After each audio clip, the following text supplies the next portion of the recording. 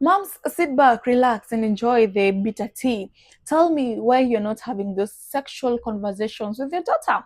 Why does your daughter need to go and explore on her own instead of you guiding her through it?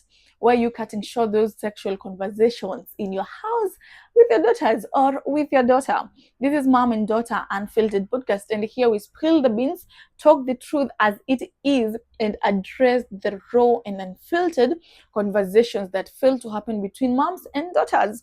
I am your big sister G, and welcome. This is our episode 2, story time. So, I am 23 years old. When I was 18, I came to my mother before I joined campus.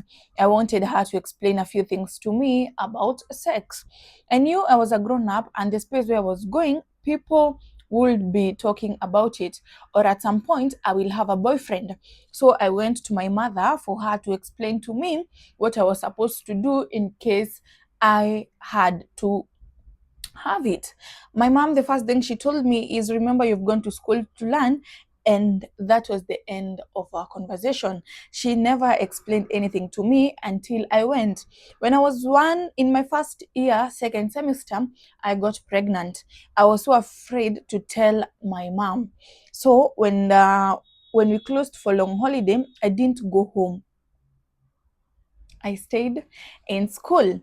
After delivering my baby, I called my mom to let her know I got pregnant and I got my child. The first thing my mom told me is, wewe jua masomo yako imeishia hapo and jua utakaa na nani. I've never been the same since then. I wish my mom had talked to me or told me in case I had sex what I was about to do next. Parents, that's why I need us to have this conversation. Mtoto wako muongeleshi, the moment now she grows, amefika 18, amefika 19, ameenda campus, you release a very innocent girl to the society, you release a very pure girl to the society. And now huyo mtoto haumuongeleshi, una assume ni grown up. She goes there, meets people, meets men, meets girls who have experienced it. I think out of 100 parents, only 20 or 30 talk to their daughters about mattered sex. Mbona hamuongeleshi? And today I want to talk to mothers. You know, moms, especially African moms. Why don't our African mothers like to talk to their daughters about sex? Mbona ueleze huyo msichana wako what is sex? Why are you afraid? Why are you running away from that sexual conversation that you really need to have with your daughter? Because it needs to happen. And failure of that conversation happening, that is why you find that the relationship between mothers and daughters, kidogo, it is so distant. Ask me why. Because your daughter never feels free to come and ask you questions.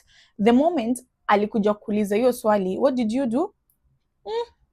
Ulimwambia sasa unafaa kusoma, sasa unafaa kuwa focused, and now your daughter shattered, close that open door that remained for that conversation to happen.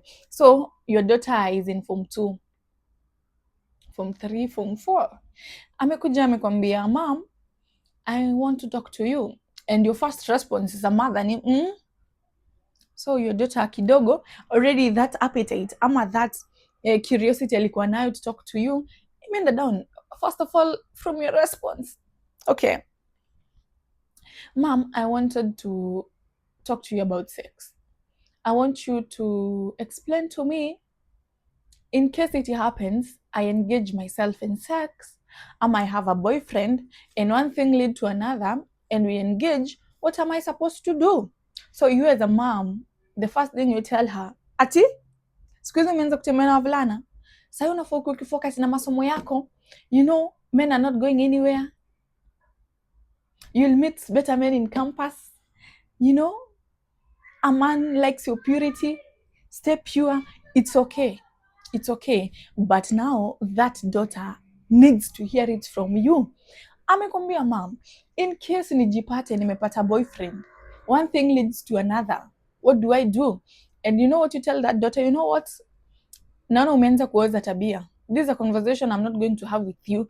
Go back to your books. Right now you're supposed to focus. So what happens? That girl is done with form 4, goes to campus.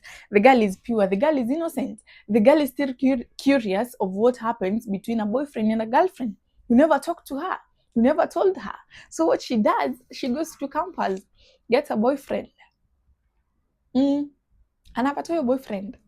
Now within the first 3 months in campus, she's expectant.